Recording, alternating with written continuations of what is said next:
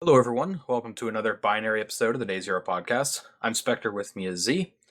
Today we have a bit of tool news with Binary Ninja releasing a free edition along with 4.0, some Linux kernel Infoleak stuff, some interesting research there, as well as the Nintendo versus Yuzu lawsuit news. We're going to talk about that a little bit, but we'll start off with Binary Ninja 4.0 and Binja Free coming out. So, yeah, this was something that's been in the works for a little while. They've been teasing some Binja 4.0 features in various blog posts, but the most notable thing to come out of it is the fact that a free edition has come for Binary Ninja, which is very nice because one of the things that's always made it pretty difficult to recommend Binary Ninja is that it's a little bit of a steep cost for people that are getting into reversing and people that don't have the money to spend, where it's like a few $100s a year. So, Yeah, yeah, and the cloud version has always kind of been like it's it's not really been free. that useful for trying it out. Yeah, for Yeah, any non-CTF use case, because I feel I'm not 100% sure on their size limitations there. Let me pull up the cloud site, see if it actually mentions it, but I think it's like 5 MB or something pretty small. or at least it Uh, was at one point, like when it first came out. yeah, well, that was something. So I pulled down Binary Ninja Free, just give it a shot, and I used a file larger than the 5 MB. It was about 16 megabytes, so like a little bit larger. But yeah, I don't see them actually calling out that limit on their kind of homepage for cloud anymore. So That might have perhaps been I'm removed then. mistaken. Yeah, perhaps they're just not It doing that was in there at anymore. some point. I'm almost certain of it, but yeah. Yeah, well, they do say exact limits are not defined at this time, but will likely be for both binary sizes as well as functions and other internal performance limits. So perhaps they had it, now they've removed it or something like that. Either way, it does seem I didn't try any massive binary, so like 16 megs is still on the smaller side for some things, but it worked. You get it kind of right on your computer instead of going to the cloud. They only have the high level, so like your kind of pseudo C and like the high level IL Okay, I was about to as ask if they options. had HLAL. That's good that Yeah, they have it. It sucks that you don't get the lower IL levels, but there has to be some restrictions, so yeah, it's and that's kind of expected. the thing. Like the thing is, like to me, I talk about these a lot. Like the ILs are the killer feature of Binja. To me, at least, like they are the main thing that I like about them. I know you're kind of less on it, but like to me, it feels like a loss when that's still kind of. I believe Cloud still lets you use the ILs, just not the free version, but it kind of feels like a downside to me. But like, yeah, like I said, they have to have some restrictions, so fair enough. It's also some architectures that only supports like x86 and ARM, I think, for Binja Free, whereas Cloud does have more support. So like, it's fair. I don't like think any of their restrictions on free are really too crazy or anything's wrong there. It does mean like you can give it a try. No API, which is to be expected. Yeah, I was about to say, Uh, I'm guessing there's no plugins or anything, right? yeah. You get the debugger plugin, but no like random No community plugins. plugins. Yeah. Yeah. Which again, another hit. So like fair, but it is something you can try. It's another option that you can install and use kind of local performance in a sense. So I'm definitely a fan of them putting it out there instead of just cloud because I was never a fan of just cloud. So you can give it a I don't think try I and at ever tried least it. Yeah. I Sorry, go did ahead. like some CTF problems with cloud, like nothing too special, just like yeah, it's usable, better than R2's cloud. I don't know about Ryzen, but well, I guess not cloud with R2, but web interface. I mean, I'm glad they've released it. You were kind of mentioning it, but people can at least try it now, and it's not like only cloud or pay like a few $100s or their student pricing. But yeah, it's an option. That's really what I want to call out with this. Just it's there. You can check it out now. It's something that can be recommended for free and is relatively usable. Yeah, and I mean, it's good that you got a chance to try it and elaborate on what the limitations are. It's a good step. It gives another option. And even just getting like the HLIL, like that's pretty nice too. Um, Depending on how, like, I don't think there's any limitations on being able to configure the binary. So yeah, the HLIL, like in its own right, can be useful. Just kind of talking about something you had mentioned there with me not caring about the ILs as much. Like, I do want to say, like, I do like the different IL levels. Where I find them mostly useful, though, is when I'm doing like plugin development, especially if I'm writing a plugin for a custom architecture.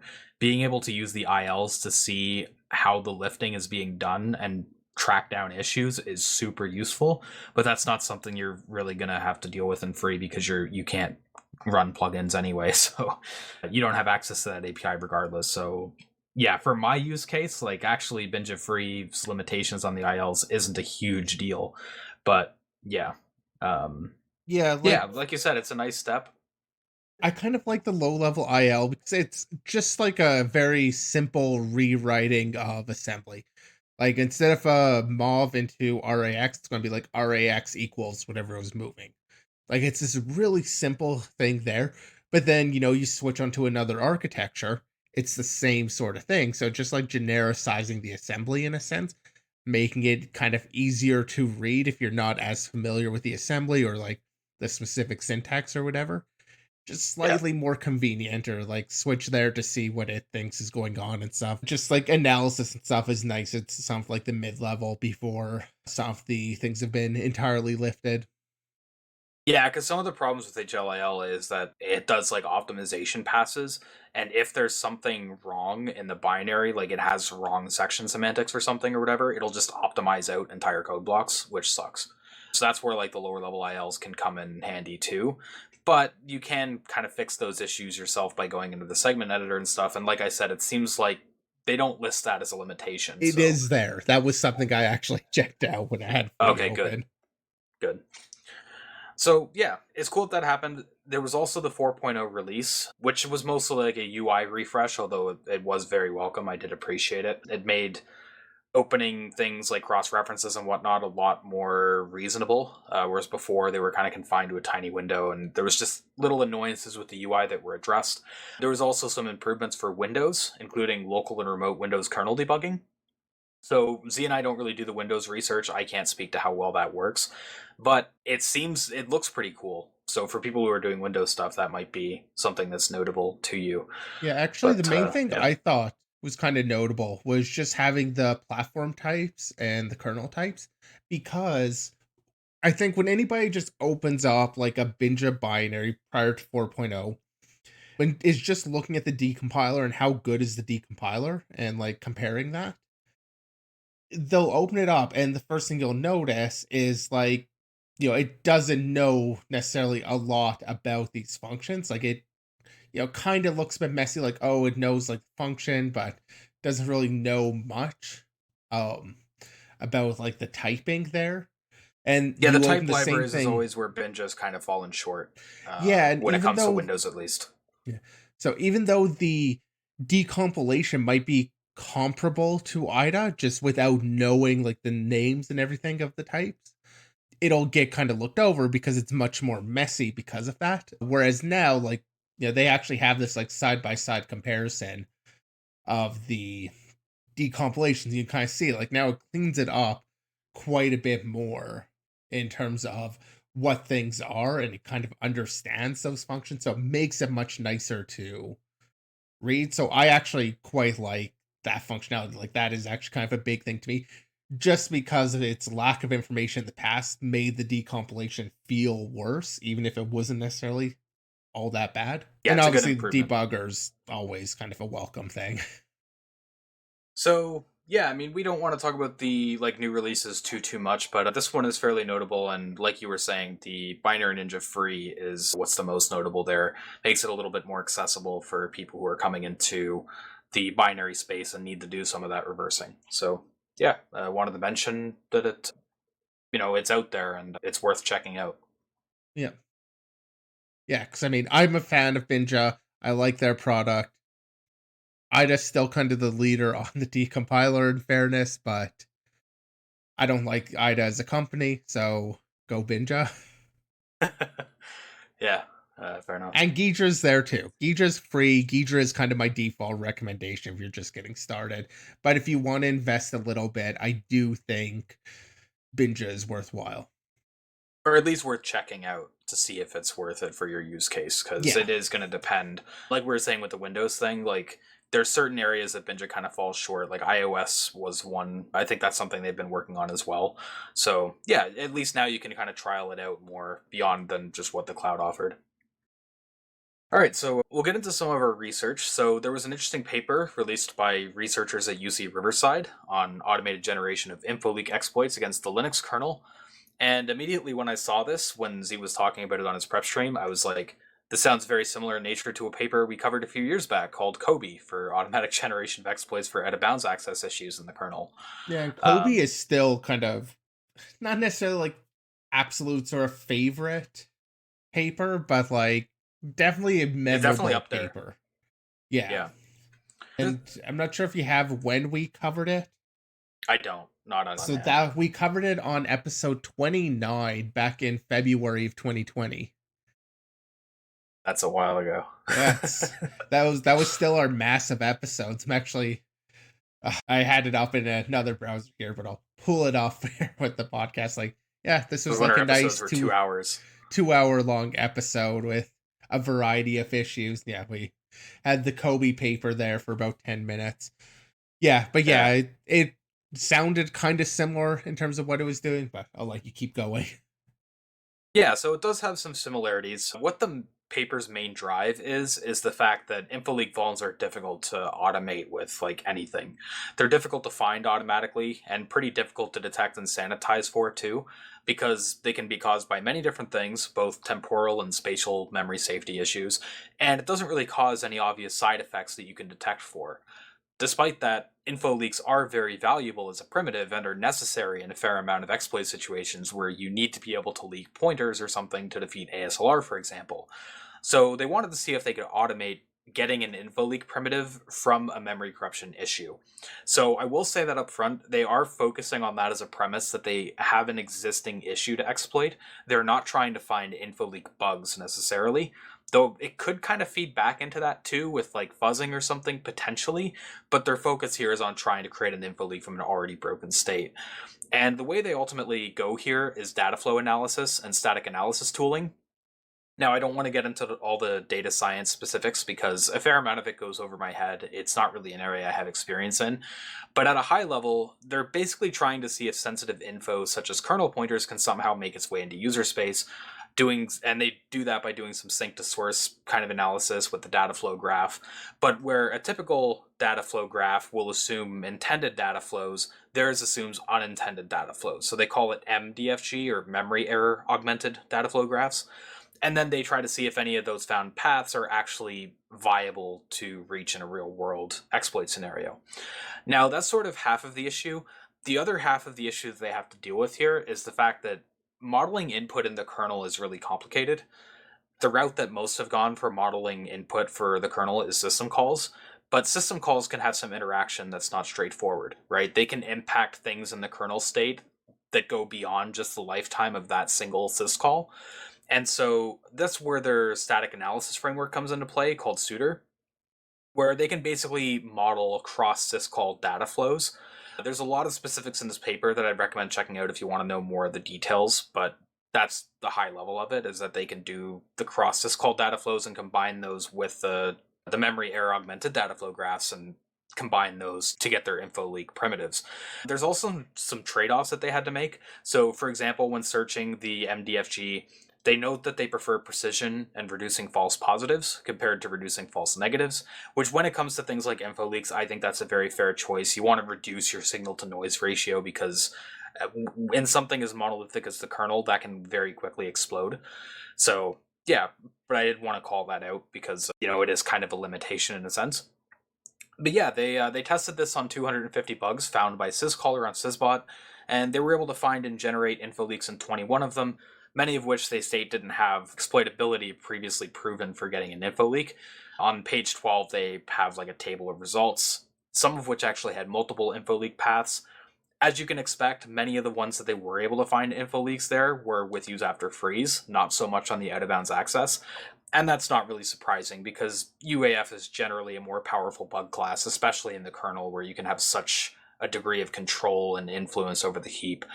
But yeah, so it's kind of an interesting step to take. It's one that has always been neglected because it's just a really difficult problem to try to even detect info leaks, never mind try to automate the exploitation of them.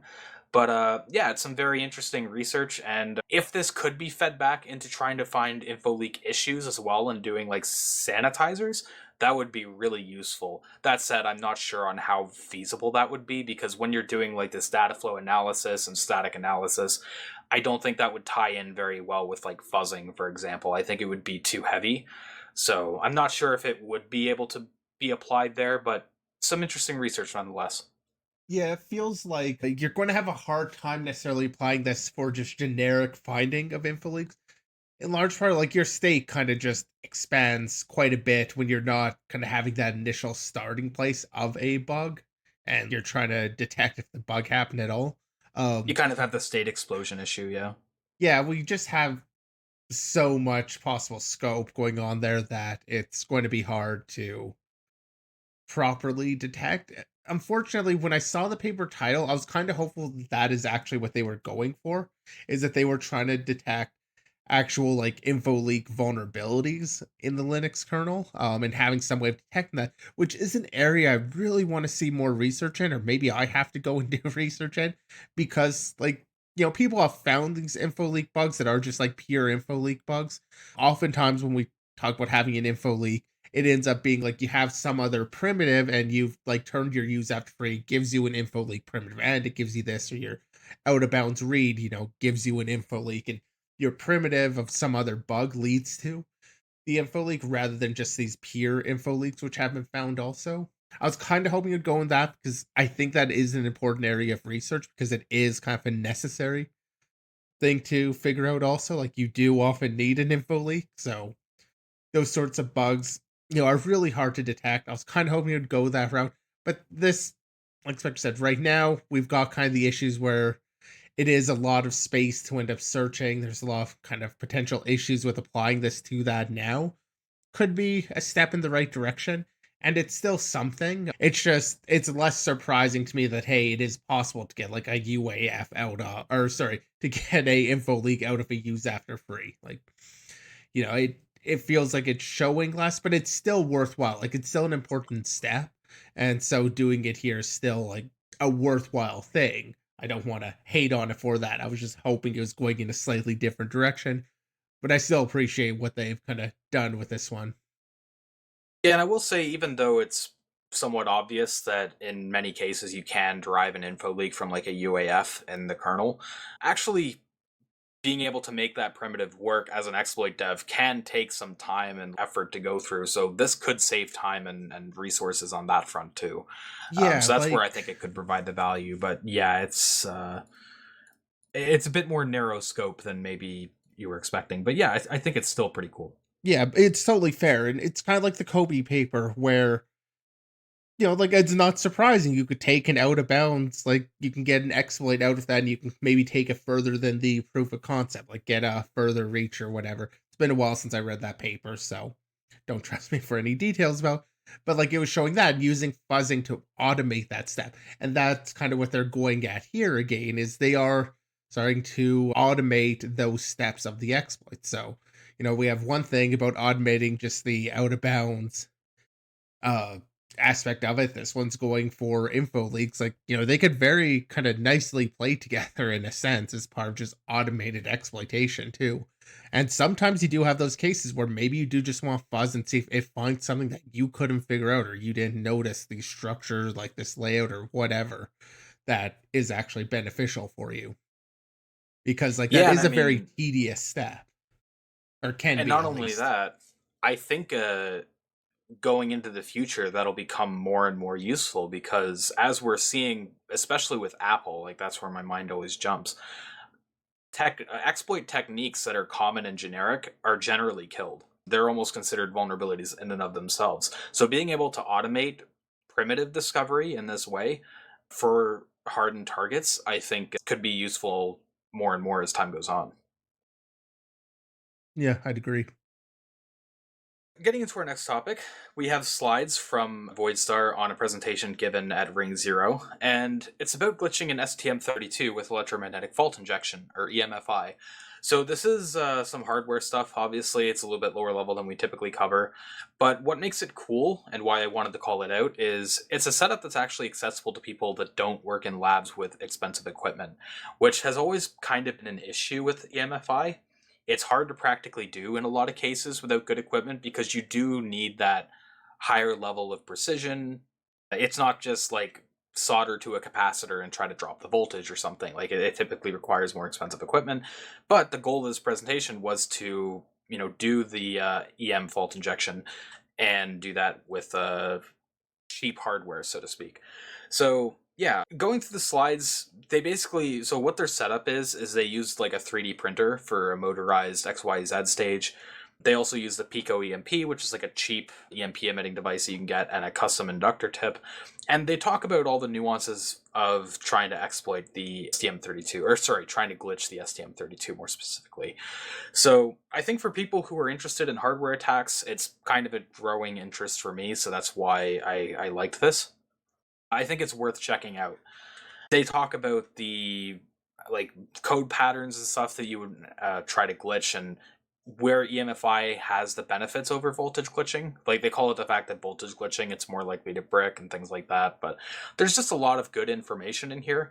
So it's not a specific vulnerability or anything, but I think there's some useful information in there if you're interested in the hardware side. So wanted to give it a bit of a shout out, I guess, here. Yeah, and definitely an interesting thing, like I said, because it is a low cost EMFI or for that type of fault injection. Yeah, and I wish the presentation was out so that you had the audio context. That said, the slides are very easy to follow, even without that. So, Yeah, I'm just scrolling through the slides as you've been talking, and they do seem relatively good and easy enough to follow. yeah. All right, so we'll get into a bit of the news around Nintendo and Tropic Haze or Yuzu. So, I'm sure a fair amount of people who listen to the podcast probably have heard of Yuzu before for Switch emulation. It's a pretty cool project, to be honest, from a technical standpoint. It's whenever you're emulating a full like modern console, like that's quite an achievement. But yeah, obviously Nintendo didn't really vibe with that, so there was a lawsuit filed last week, and it seems that Yuzu's legal team folded pretty quickly. A week later, it was all settled for a $2.4 million settlement. And we're gonna try to talk fairly carefully around this because I know it's kind of a boring thing to always have to listen to, but there's the obligatory neither Z or I are lawyers. We're just kind of two idiots in the legal sense, just having some opinions on it. So grain of salt and everything. Some uninformed Um, opinions, but there are exactly. opinions, so I care about them. Yeah, exactly. So I have read through the legal documents. So the one that we have up here is the initial lawsuit with the preliminary statement and everything. And we also have the documents for the final judgment and whatnot. But part of why I wanted to talk about this is it's been widely circulated as an attack on emulation. So that's kind of how people have been talking about it. And I don't really think that's fair. I think it's leaving out a lot of nuances with what Nintendo has argued.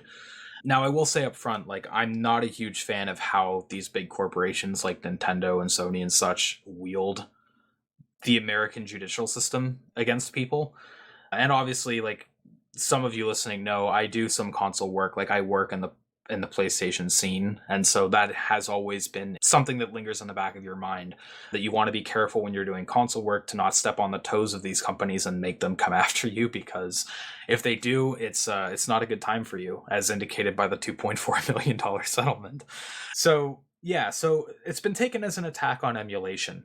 Part of what I think's being left out here is the fact that Yuzu was taking donations and money for the work they were doing in the emulation, which on the one hand, emulating a modern console is a lot of work. I won't try to downplay that. It's a crazy amount of effort that has to go into it. But whenever you start taking money for doing console modding stuff and making money off of making money off of like the intellectual property of Nintendo in this instance, you are kind of playing with fire. And I think that is ultimately what got them burned here. So I think that's worth mentioning as well. But one of the main arguments by Nintendo that's a little bit interesting is the fact that you have to you have to dump your console's keys, right, in order to use Yuzu, in order to be able to decrypt all of the games and whatever to run on the emulator. You need those keys. And of course, whenever you're talking about keys, it's a very touchy subject because keys are considered like intellectual property. The obvious big elephant in that space was the PlayStation 3 days, where they went after GeoHot for the ECDSA keys at that time, private keys. So keys are considered like intellectual property. It's not something you want to redistribute.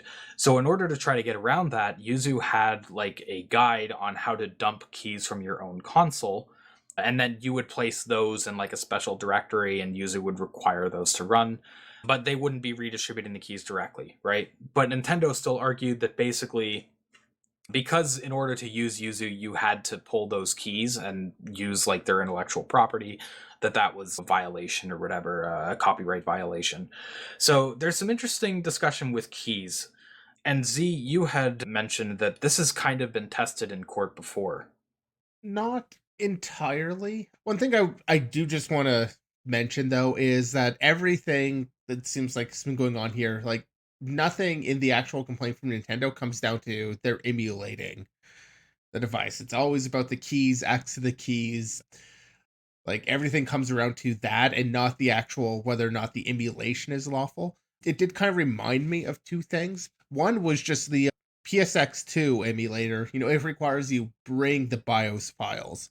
So it is different. It's not keys there. I'm actually not entirely sure what information is there that it's actually copying or not that it's copying, but that it needs out of that. But like that was something they couldn't provide because that was Sony's IP. And so like it feels like uses kind of copying the same thing where that I believe they have their own kind of implementation of like the core switch firmware. And then, just for these keys, they're actually copying them. Now, it did remind me a little bit of the Sega versus Accolade case, which is definitely different. Sega versus Accolade basically just had Accolade was making their own Sega Genesis cartridges for their games. And part of doing that meant they had to make it like interoperate with the Sega Genesis console. And in doing so, there was this like trademark safety system or safety chip or whatever on the Genesis that would look for the Sega trademark, like literally SCGA bytes on the data, and then it would display like the Sega logo with that. And so Sega made the claim that because they had to include like Sega there and were showing the Sega logo, they were infringing their trademark or their copyright.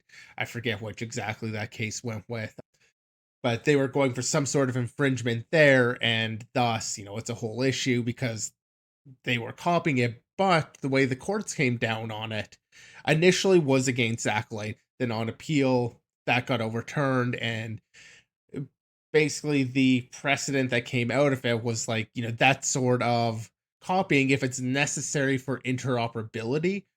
So you could perhaps make the claim about like interoperability of being able to play the games that you have bought on another device, which is something that felt weird to me about this whole complaint from Nintendo is they often talk about being played on unauthorized devices. In other words, without uses this decryption of Nintendo's encryption, unauthorized copy of games could not be played on PCs or Android devices. So like complaining about the fact that you're playing it somewhere else, it's something else is interoperable with their thing, which is an exception in DMCA. But just because it's an exception DMCA, you can't break any other like copy protection mechanism and stuff, which is probably where they still make the claims here. But I don't know. That complaint did feel a little bit weird to me, but my experience here comes from doing the work on like the Save Metal Gear Online project and kind of reproducing a game server. So pretty different. And I talked with the lawyer more on that aspect than how you would apply the interoperability to this sort of keys and emulators. But nonetheless, there was that case that at least had some case of copyright infringement or like copying the trademark of something as being allowed as part of interoperability. And this at least seems to be kind of an interoperability thing to me. Nonetheless, they did settle. Like, this is a settled thing. It's not still going through court. They settled. So, whatever the details are here, and probably taking money did have something to do with that. I'm not sure if any of the other emulators really take money in the same way Yuzu was. Maybe donations? I'm not even sure about that. Like, does Dolphin even take donations? Like, oh no, Yeah, Yuzu was kind so of selling its features though. Like, it had the whole early release thing, if I recall correctly. yes, that's kind of what I was going to get to. I'm not deeply entrenched in the emulation scene, but from what I've heard, like Yuzu was making a lot of money from it. Yeah, and that was something So like when I talked with a lawyer about the Metal Gear Online server I was working on, like that was actually my big takeaway. Don't take money, like don't give them any reason to go after you because, even if you might be able to win a case, you're probably not going to be able to beat their lawyers. yeah, like that's the thing that kind of sucks with how the American legal system is wielded is that it doesn't really even matter technically if they have like a legal case to stand on. They're just going to drown you in the legal system and legal fees. Like you're not in a position, it's not a fair fight. It's just not one you want to put yourself into. So by taking money and the other thing that they argue here is the fact that Yuzu was kind of flexing that they were able to run games and run the latest Zelda game before it was even released. And they were kind of okay, sorry. They claim here that they were locking that behind their like Patreon donations, which with things like that, like you're really poking the bear, especially with Nintendo. Nintendo is the thing to point to as the most litigious company that there is in the game space. It's really not a bear you want to poke. So it's kind of hard to feel sympathy for Yuzu here, and I feel like I'm kind of in the minority on that. But there are some interesting things when it comes to the keys because these consoles love to add encryption layers on their system firmware and their libraries and their games and everything, where it's like you have the keys stored on the console that aren't easy to get at. So it's like, of course, you can't really redistribute those keys because they're considered intellectual property. But in order to run, like, if you wanted to write custom firmware or edit the firmware and you had some bug, let's say, to be able to do that, you would still need to have the system be able to decrypt it into valid data. So in order to do that, any tools that you build would need to use those keys. So if they can claim that like just building tools and using tools that use keys that you dump from your console yourself is like an illegal action, then that's not a very good It's thing. concerning, yeah, It's because concerning. it feels like those keys on a console I own, like I didn't rent it from Nintendo. I do own the console. I mean, they probably do want to have you rent it, but at this point, like it is a physical device that you are an owner of. And so, like, usually this feels like something that fits into what's usually acceptable with your device. Like, getting those keys might be difficult, but is still acceptable to do for your own device because it is your device and then using it somewhere else. I It's don't know all generally the been laws the around that. distribution, like the redistribution of the keys that's been attacked, not getting them. It does feel a little bit concerning around the key management stuff. At the same time, it definitely feels like Yuzu was maybe stepping over a few lines here. But at the very Yeah. least, it doesn't look like this is coming down to emulation specifically. This doesn't seem to be saying you can never emulate something or like coming down entirely against emulation. It does seem to be more about the protective measures that the consoles do have, Yeah, which is it's still things that get in the important. way of emulation, Yeah. basically. It's things problems that they had to solve to in order to do it. But Yeah. yeah. But not Um directly emulation. but yeah, so part of what I was focusing on and what kind of kickstarted the discussion and like some discourse that I'm in is the fact that in the final judgment exhibit, they they have this bullet point. So bullet point 5, the court further orders blah blah blah upon Nintendo's election and to the extent controlled by the defendant, the destruction and deletion of all circumvention devices, including all copies of Yuzu. So that makes sense that that would be destroyed, but also tools used for developing or using Yuzu, such as Hecate, Atmosphere, Tigre ROM, GUI, Blockpick RCM, NXDump Views, and Tigre Explorer, and things like that. Which that's kind of where it seems like other tools are kind of getting caught in the crossfire here, because these other tools are used like they're basically like payloads you can run in order to dump the fused contents that contain the keys of your console. So that's where it's a little bit worrying, like hitting these other potential projects. Like Yuzu specifically, I don't care about. Kind of like what you said, I feel like they probably did cross over a line, especially when it comes to like accepting money and stuff. But like these other tools also being mentioned here in the document is kind of where it's a bit more concerning for me, at least. So I think people are kind of focusing on the wrong thing. They're focusing on emulation, and I don't think emulation's being really attacked here. But when you're talking about tools for dealing with your like data that resides on your own device, that's where the concern should be, I think, because I don't think that's right. That they should be able to enforce what you do with data that's on your own console if you go through all the effort and things needed to do that. Like, I'm not saying that they should make it so that the keys are advertised where it's like, oh yeah, just go into a menu and here they are. Like, I'm not saying they should have to do that, but if you are able to pull the keys, I don't think they should be able to dictate that like you can't build any tools that use them. I don't like that. So Yeah, I guess it comes down to, is the point of the tool going to be for piracy in particular?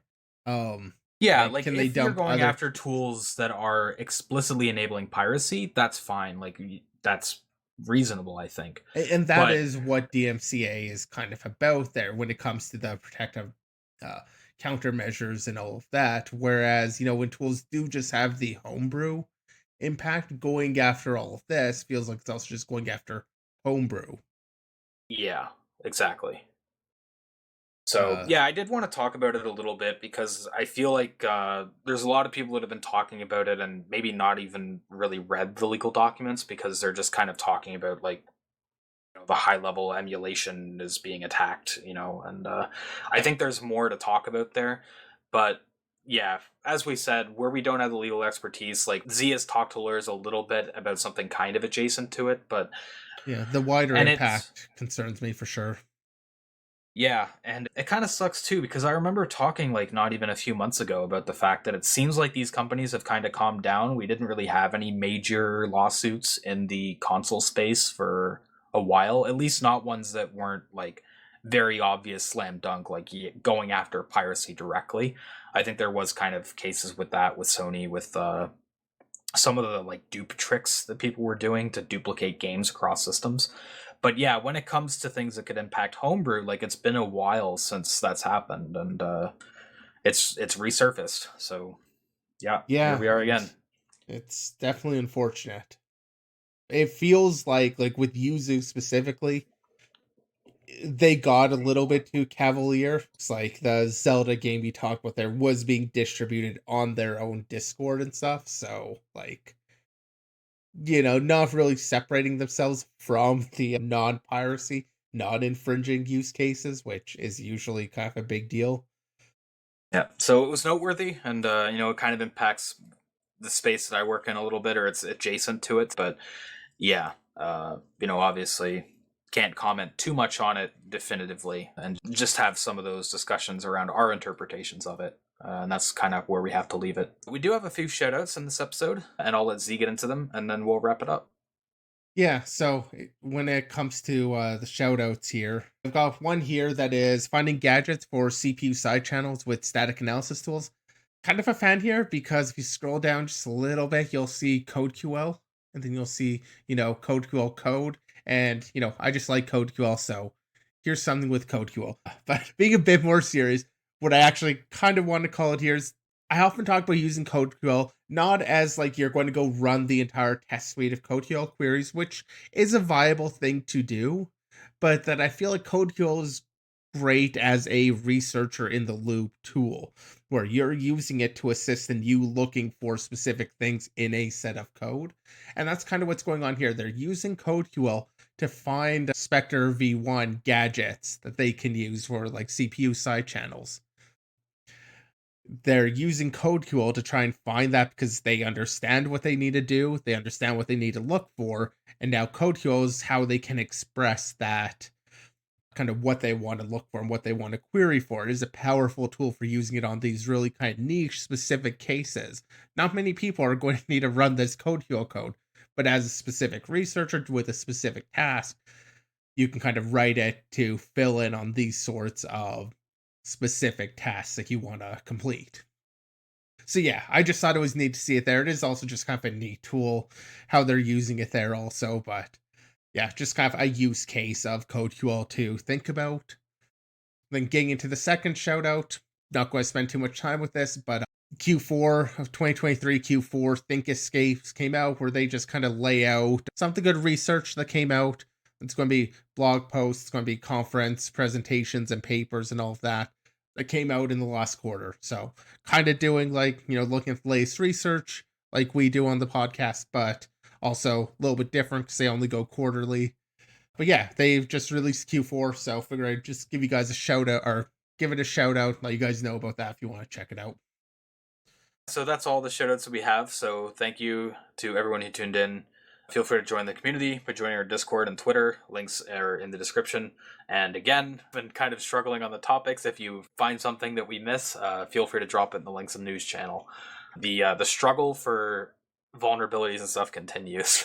So, but yeah, so that's everything, and we'll see you next week.